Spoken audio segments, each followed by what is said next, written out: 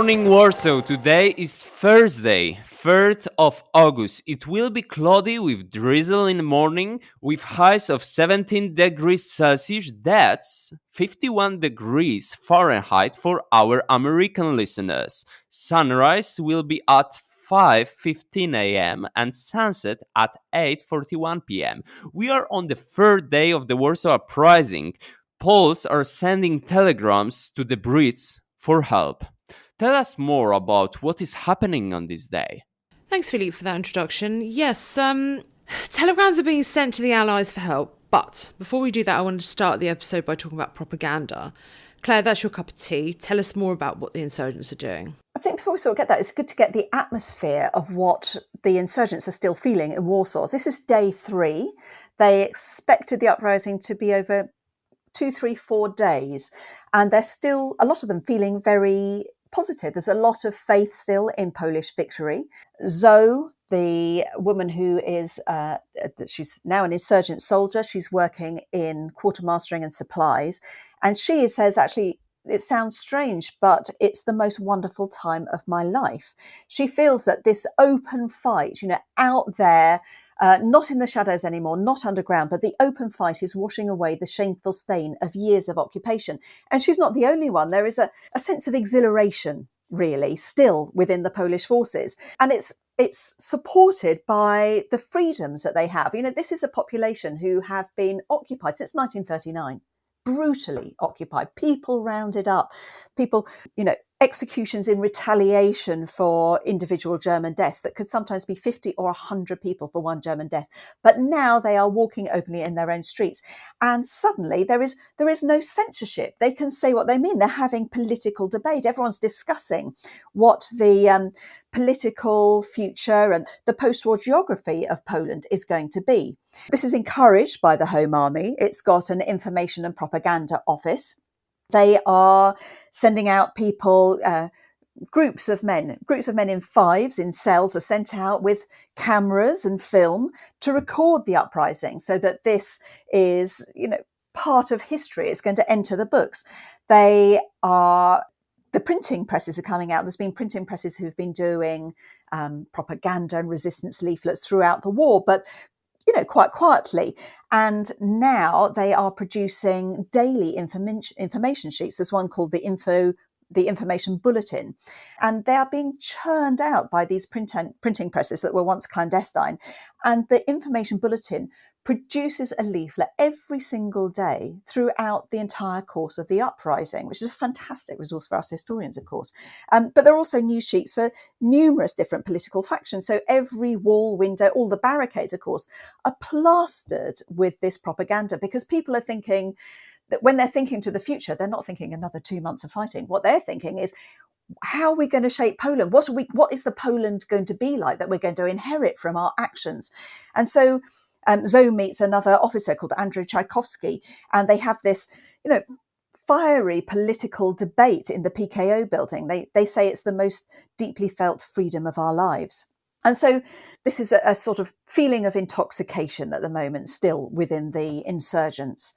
But there is, of course, other propaganda affecting this as well, such as with Radio Moscow and their broadcasts. Can I just, I'd like to just come in on the subject of propaganda. There's 2 individuals that I know from my own work on the Rising from a few years ago that are very notable, and that's the 2 photographers that are some of the images that we have of the Rising from the Polish side. I think the vast majority probably come from these 2 photographers. One was called Eugeniusz Lokajski, who had been an Olympic athlete. I think it was the javelin was his chosen sport before the war, but he was also, tremendously talented photographer. And the other one was a chap, sounds a very un-Polish name, but he went by the name of Chris Brown. And the 2 of them produced some absolutely stunning sort of, not only war photography, but also sort of, everyday life photography during the Rising. So in terms of, when we're talking about propaganda, we probably need to give those 2 an honourable mention. They're both worth checking up on. And later, of course, we have film photography as well, but that starts in a couple of days. I think this is one of the most filmed engagements of the Second World War. I mean, there is so much material. Just before we move on, I'm also going to jump in here and throw in another aspect of propaganda we haven't really touched on, and that is that they end up sending teams out to broadcast with megaphones all around the whole city of Warsaw. People would end up singing songs, patriotic songs, war songs, and reciting poems, for example, as well as information to raise the morale of not just the insurgents, but also the civilians. And I just find that so fascinating, the ways that they use propaganda to improve the morale of other people. They really needed to have the civilians on side. I mean, they didn't expect to have high civilian casualties. Most of the civilians were meant to survive the war in cellars and, basements. So they weren't anticipated to have huge issues with civilian casualties. But the morale of the civilians is obviously very important, especially as supplies begin to run low. But also, I mean, it's also important just as a supply of information. The vast majority of the population maybe are at best ill-informed about what's going on. So if you have those units going out to give them information stroke propaganda, that's a sort of crucial public service as much as anything. So what about this Radio Moscow announcement? What was that about, Alina? Right. Moscow Radio. I don't know. Well, we've spoken about it before. We spoke about it on the first day. They are still broadcasting messages, unfortunately. And today specifically, they're saying that the Red Army is getting closer to Warsaw and that Polish troops are now located outside of Warsaw. Now, Roger, I'm going to come back to you on this because I think you're the right person to give us a bit of context about who these Polish troops were. They're not yet the units of the Berling Army, which is the sort of Poles within the Red Army that come in later on. But no, this is the units of the Red Army who have raced across Polish territory under Operation Bagration, which had followed hard on the heels of initially of that sort of strategic victory at the Battle of Kursk the previous summer. They'd rolled up German Army Group Centre, fairly swiftly through the rest of 1943 and into 44. And the Soviets at that point, they do halt outside Warsaw. So they halt at Praga on the east bank of the Vistula. And it's pretty obvious why they would not want to assist the insurgents. After all, the insurgents are, as we said at the beginning, as much politically anti-Soviet as they are anti-German. But there are other reasons for that halt. They have raced across that territory. So there's the long sort of supply tail of the Red Army has to catch up with the fighting force at the front. So there's a logistical problem to be dealt with.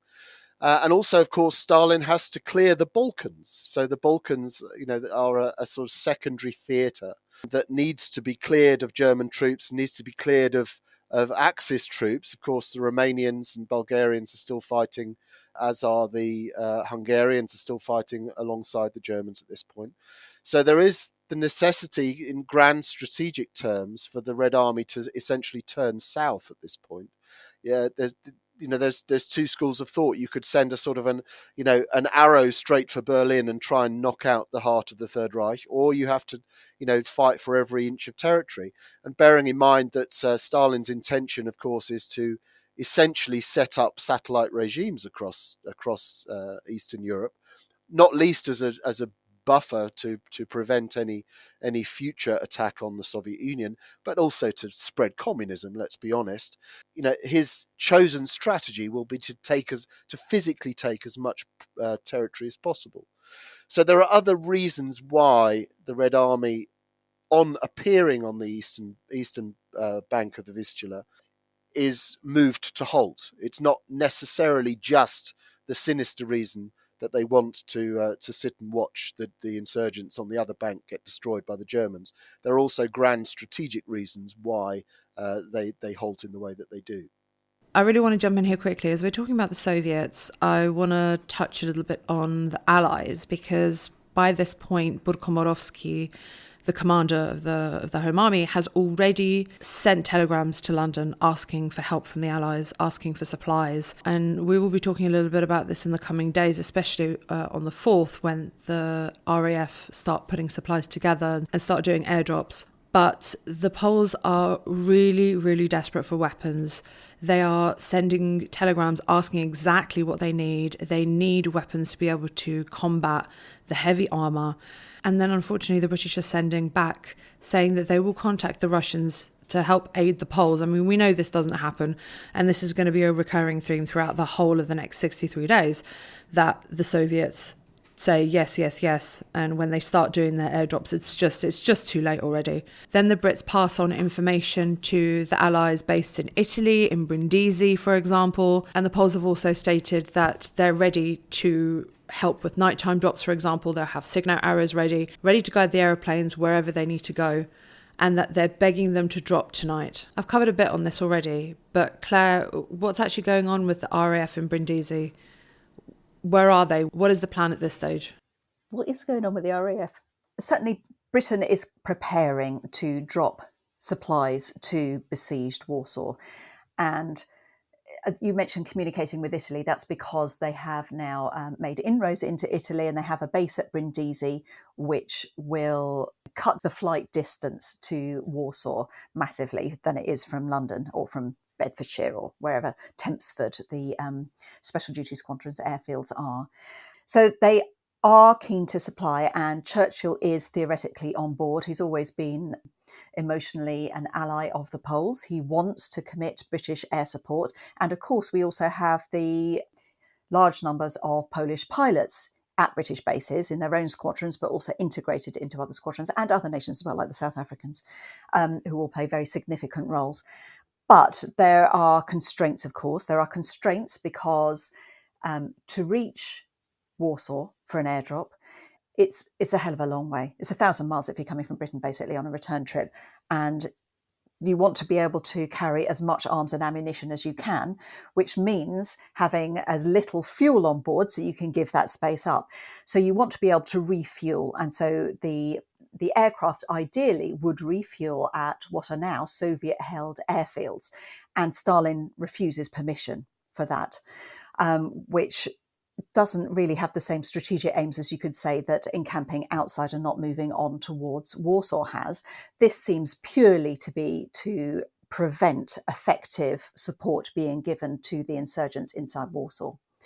And so they can still fly, but obviously they have to take containers with fuel for larger fuel supply to go back, so they can take less arms and ammunition. So that is one of the key problems. Another obstacle is they're flying at night. They need preferably a moonlit night, and they need good weather. So the Met forecasts are very important, and the Met weather isn't good on the 3rd of August, and they don't fly out that evening.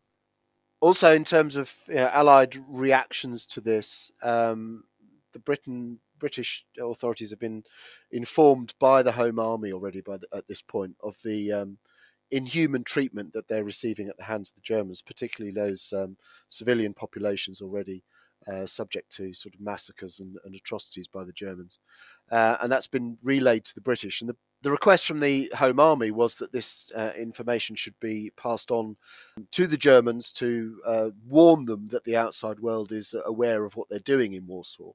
Of course, this doesn't really help the insurgents very much. The British are very good at sort of, particularly with regard to Poland, are very good at fighting with vowels and consonants rather than weapons. Yep, they've got form on this, haven't they? They have rather got form, Claire, absolutely. So that's rather reminiscent of 1939 and various sort of declarations of how brave the Poles are being whilst doing pretty much nothing to assist them. So yes, requesting that the Germans sort of cease being so nasty to the Poles was going to achieve very little, unfortunately. Well, it does very little at the end, doesn't it? Because Warsaw ends up getting bombed and completely destroyed. Yeah, absolutely. And the Germans have this something of a wonder weapon at this point in the Stuka, the dive bomber. Ju-87 is its formal designation. It was a peculiar aircraft. It's very sort of synonymous really with the early days of the war. It's got these sort of cranked wings, and most famously has this siren that rings out as it goes into its dive bombing. So it's very effective in the early days of the war. So the bombing of Warsaw in September 1939. Places like Rotterdam and so on. That it's very, very useful in that capacity, because they effectively use Stukas like sort of airborne artillery. Really, you could target an individual building, and it could hit a target like that. It could hit a railway line.